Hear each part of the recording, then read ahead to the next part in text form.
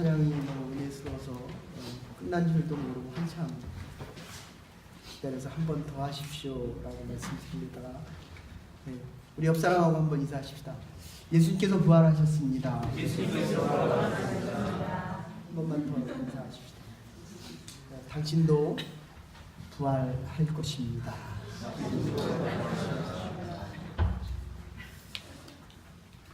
금요일 그때 잠깐 말씀드렸지만 목사가 설교하기가 제일 어려운 부분이 바로 이 부활절 설교입니다. 많은 부분은 신학적인 얘기를 하고 그리고 세상의 삶에 대한 이야기를 하지만 또 한 부분은 목회자의 말씀에 대한 경험을 신앙 고백적으로 하지만 이 부활은 못해 봤거든요. 죽을 수 있는 단계까지는 가봤지만 이 죽어야 사는 것을 부활이다. 아주 기독교에서만 쓸 수 있는 유일한 용어입니다. 불교나 인도, 제가 불교 전공을 했는데 불교는 윤회입니다. 씨앗이 이렇게 떨어져서 죽었다가 다시 사는 것. 톨스토이는 이것을 부활이다 이렇게 얘기를 하는데 기독교에서는 그렇게 얘기하지 않습니다. 완전히 죽어서 천년된 씨앗을 심었더니 이 사람 손이 1000년 만에 발견이 돼서 그것을 심었더니 다시 싹이 나더라는 겁니다. 그걸 부활로 얘기하고 싶을 뿐입니다. 이 기독교의 부활은 천지창조, 창세기에서 나오는 이 발화라는 용어 속에서 하나님께서 천지를 창조하셨을 때만이 무에서 유를 창조하는 것입니다. 생명이 없는 곳에서 생명을 만드는 것입니다. 그런데 이 주일 부활절 아침 제가 잠깐 성경 공부하면서 그렇게 물어봤습니다. 부활절을 몇 번 맞이했습니까? 예수님을 믿은 지 얼마 안 되시는 분들은 이 부활절 예배를 한 번, 두 번. 근데 25년 교회를 나온 친구들은 25년 부활절을 맞이합니다. 저 같은 경우는 60년을 맞이합니다. 2살 때부터 어머니 손에 이끌려서 갔으니까 60년을.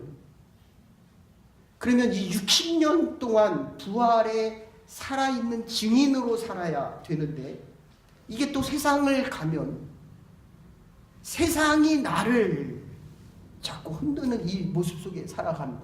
오늘 모습 보면 이 뒤쪽으로 가면 도마에 대한 이야기가 나옵니다. 도마가 예수님이 부활하셔서 제자들에게 왔을 때 제자들은 부활하신 예수님을 보고 같이 식사도 했고 베드로는 부활하신 예수, 죽었다 살아나신 그 예수를 보면서 다시 복음을 전하기도 했고 예수의 부활하신 손과 발을 베드로는 만져보지 않았지만 도마는 만져봤거든요. 내가 이 예수님의 못 박은 이 자리에 그 못자국을 보지 않고 창으로 옆구리에 찔린 그 이 상처에 내가 손을 넣어서 만져보고 그리고 그게 사실인지 알지 못하면 당신의 부활을 믿지 못하겠습니다. 그 제자들이 와서 한 얘기거든요. 우리에게 이렇게 생각하면 됩니다. 지금 인사한 대로 하나님이 저와 여러분을 지금 부르셨습니다. 부활의 소망이 더 큽니까? 아니면 죽음에 대한 두려움이 더 큽니까? 이런 질문입니다. 어느 쪽입니까? 이 우상이라고 하는 것, 신화라고 하는 것은 제일 처음에 시작되는 게 바로 두려움 때문에 그렇습니다. 그리고 자기가 말하는 이 기대치가 이루어지기를 원합니다. 그래서 우상화라는 이 사회적인 우상화 속에서 사람들은 자기의 이름을 높이 그리고 넓게 들이우고 싶어 합니다. 근데 그게 얼마나 갑니까? 길어야 50년, 70년. 근데 어쨌든 이 도마라고 하는 사람에게 제일 중요한 것은 내가 만지고 손을 집어넣으면 믿겠습니다 라고 했는데 결국 믿어집니까? 예수님의 제자 중에서 제일 안 믿었던 게 도마입니다. 예수님의 제자 그 누구도 예수님의 허리와 손을 만져본 사람이 없는데 도마는 실제로 만져봤습니다. 그런데도 못 믿더라는 것입니다. 이유가 뭐라고 생각하십니까? 아주 간단합니다. 우리에게는 이성이라는 것이 있고 또 다른 하나는 바로 이 마음이라는 것이 있습니다. 이어령 교수의 책에 보면 이성에서 영성이라는 책이 있습니다. 정말 하나님의 우리나라 국문학계의 대부 중에 대부, 국문학과 나오신 분 계시죠, 그죠? 세상에 어떻게 글을 이렇게 잘 쓰는지 한 센텐스에 4개, 5개의 의미를 집어넣고 꼭 한번 보십시오. 지성에서 영성으로. 근데 왜 예수를 안 믿느냐라고 얘기하니까, 물어보니까 그렇게 아는 게 너무 많아서 예수가 부활하셨다는 이 사건이 안 믿어진대요. 맞는 얘기 같습니다. 세이건이라고 하는 천문학자도 그렇게 얘기합니다. 빌리그람 목사님을 만나서 서로 대화를 할 때 그 질문이 그겁니다. 당신과 같이 이렇게 똑똑한 사람이, 스티븐 호킹과 같이 그렇게 똑똑한 이 세이건이라는 사람을 만나, 왜 당신과 같은 사람이, 이 머리가 좋은 사람이 예수를 믿지 않습니까? 그때 이 세이건이 있다가 또 그렇게 얘기합니다. 이 목사님을 보고 하는 얘기가, 어떻게 당신과 같이 머리 좋은 사람이 하나님을 믿습니까? 누구나 할 말은 있는 겁니다. 여러분들 친구들이 그러지 않습니까? 왜 교회를 갑니까? 하나님이 어디에 있습니까? 근데 반대도 가능합니다. 하나님이 계시기 때문에 오는 거고, 그 하나님이 육신의 몸을 입고 이 땅에 오셔서 사흘 만에 죽으셨다 부활하셨기 때문에 우리가, 부활 사건 때문에 오는 것입니다. 부활 신앙과 부활 사건은 완전히 다른 겁니다. 좀 이따 다시 말씀드리겠지만 오늘이 있기 때문에 내일이 있는 게 아닙니다. 오늘 있다가 내일 살지 못하면 오늘의 삶이 무슨 의미가 있습니까? 내일이 있기 때문에 오늘이 있는 것입니다.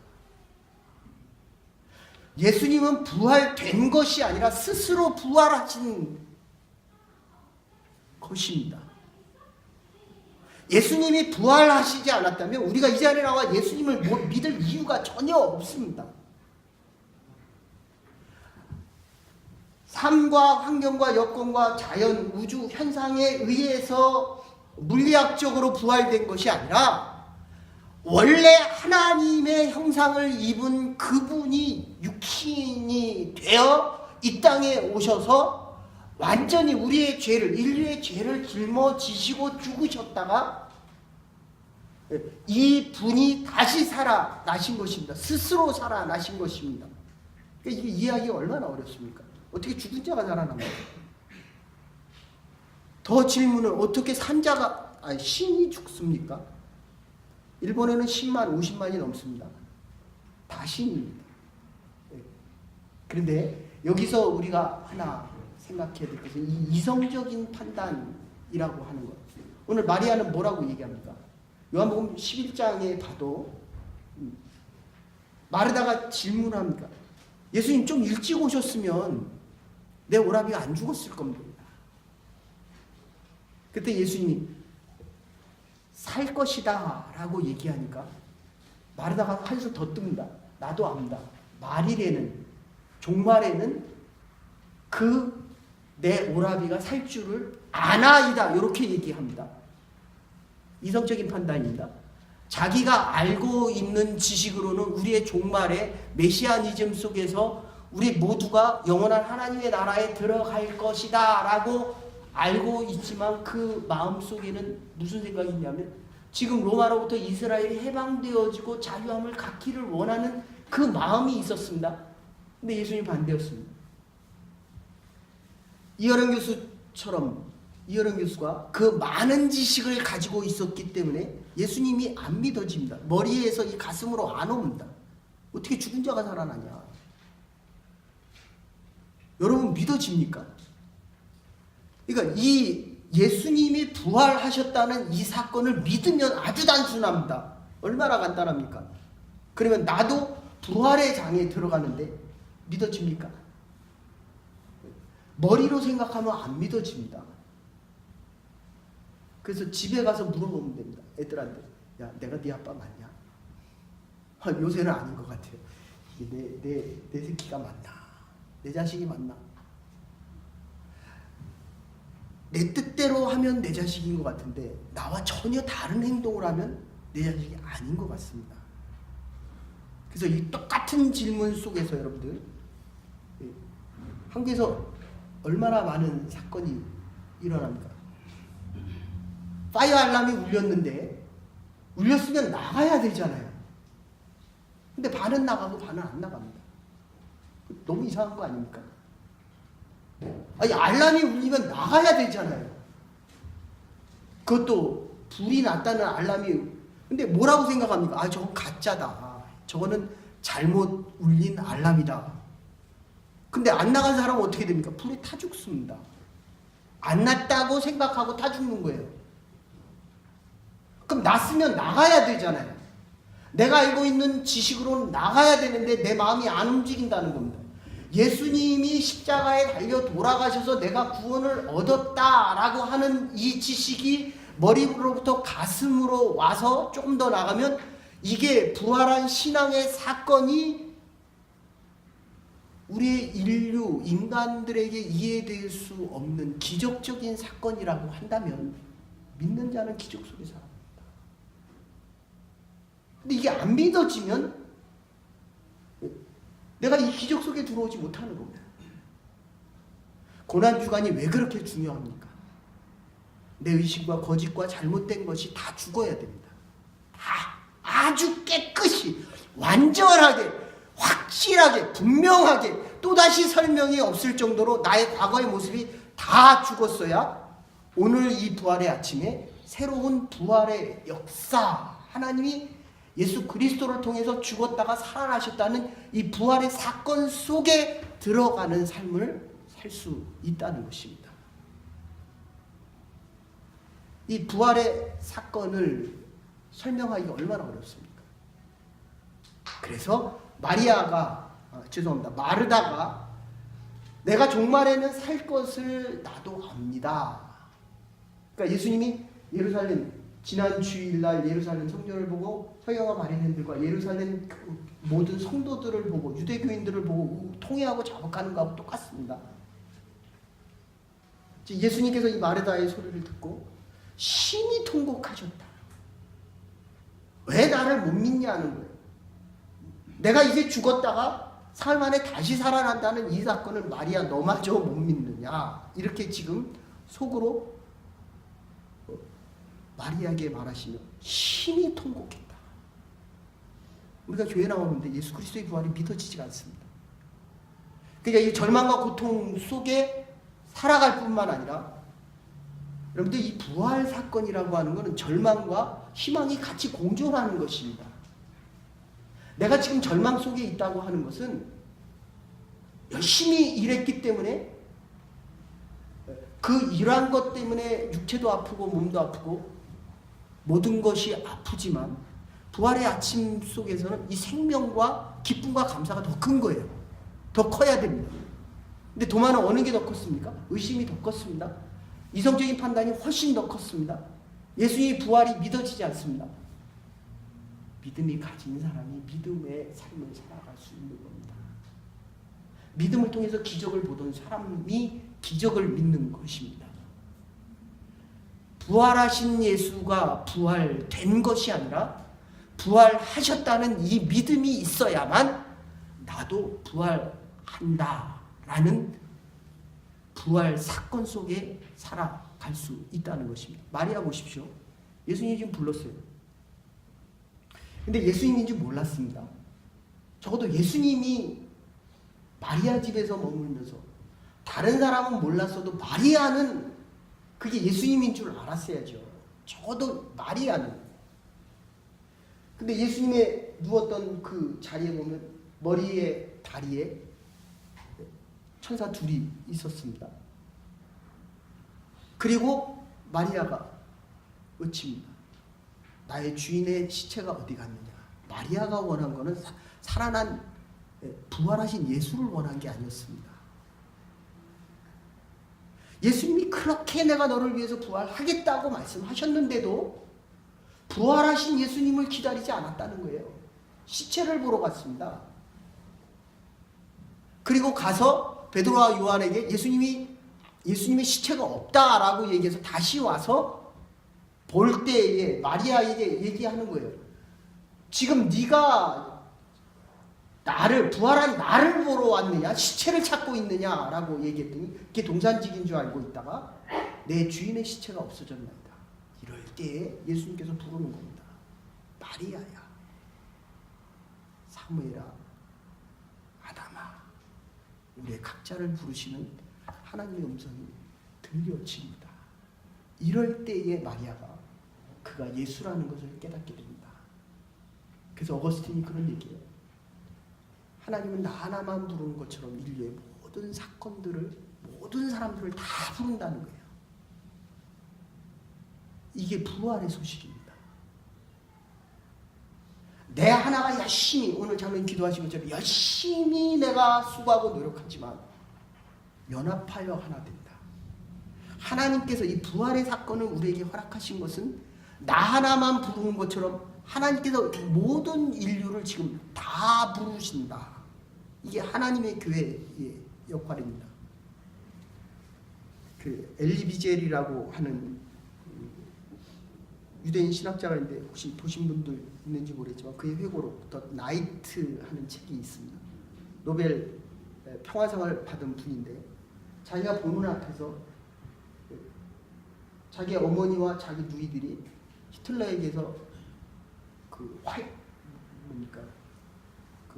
탱고 죽이는 그 안으로 들어갑니다. 그래서 정말 간신히 자기하고 자기 아버지만 살아남았어요. 그런데 다른 수용소로 가면서 먹을 거를 주지 않고 날씨가 너무 추워서 한 칸에 100명을 태웠는데 90명이 얼어 죽거나 굶어 죽었어요. 그 10명이 살아났는데 그 중에 자기와 자기 아버지가 살아났습니다. 근데 다음 수용소에 가서 한 건 뭐냐면 자기가 자기 아버지를 건강한 사람 몇 사람 빼놓고 그 나머지 살아온 그 사람들을 다 또 불에 태워 죽이는 거예요.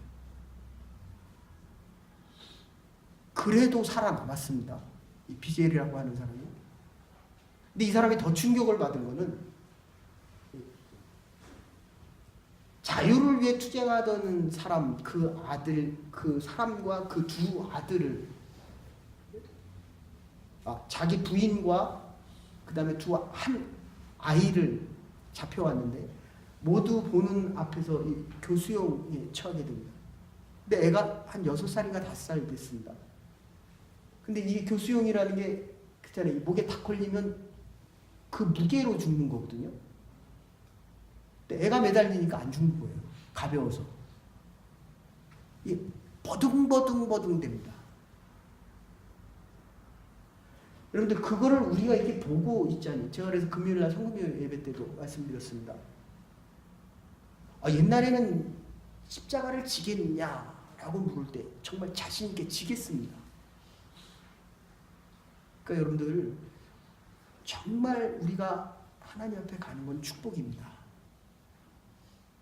병으로부터 구원받는 거는 하나님 앞에 받을 수 있는 축복된 영광이지만 정말 죽어야 될 때, 하나님 부르실 때 가지 못해서 더 살아서 부끄러운 인생을 산다면 이것은 과연 우리가 그리스도인으로 제대로 살아갈 수 있느냐?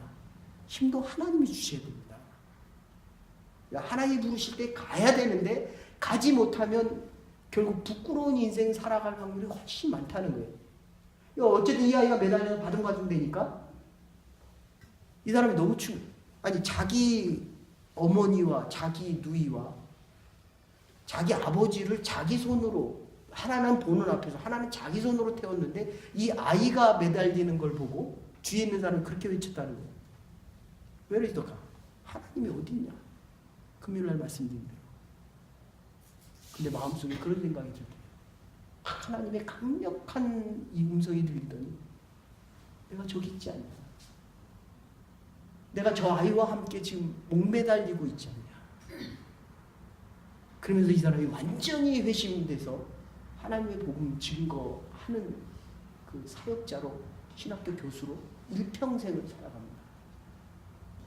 우리가 보기에는 그 아이가 막 목매달려서 안간 힘을 쓰고 살려고 하는 그곳에서 하나님의 죽으심이 예수 그리스도의 십자가 사건을 통해서 있었기에 오늘날 부활의 사건이 있다는 것입니다. 나폴레옹이 죽어가면서 프랑스요, 그리고 군대요, 조세프요, 자기 이름을 외칩니다. 살던 대로 마지막을 외치며 살아간다는 것입니다. 독일의 시인 괴테는 어둡다 어둡다 나에게 빛을 달라고 이야기합니다. 이성철학의 가장 중요한 역할을 했던 볼테르는 나는 하나님과 인간에게 버림을 받았는데 결국 나는 지옥으로 떨어진다. 오 예수시여, 오 예수시여. 프랑스 혁명, 오늘날의 프랑스 혁명을 일으키고 오늘날의 프랑스를 만들었던 미라보노 이렇게 얘기합니다. 영혼에 대한 생각을 잊을 수 있도록 나에게 아편을 달라고 이야기합니다. 근데 워싱턴은 다르게 얘기하잖아요. 하나님, 내가 더 좋은 세상으로 갑니다. 우리가 아무리 어떠한 어려움과 고난이 있어도 이 부활의 아침은 새 아침입니다. 생명의 아침입니다. 불가능을 가능케 만드는 사건이 바로 이 부활의 사건입니다. 내가 이제까지 할 수 없었던 것을 할 수 있게 만드는 것이 예수가 부활하셨기 때문입니다. 내가 잘하기 때문에 하는 것이 아니고 내 의지와 세상이 나를 정말 성공케 하는 것이 아니라 부활 사건 속에서 가능과 불가능이 하나가 될 수 있는 이 사건 때문에 있다는 것입니다. 존 버년도 이렇게 얘기합니다. 하나님, 나를 받아 주시옵소서. 내가 이제 당신께로 가나이다. 마태는 주의 손에 내 영혼을 돌려드리나이다.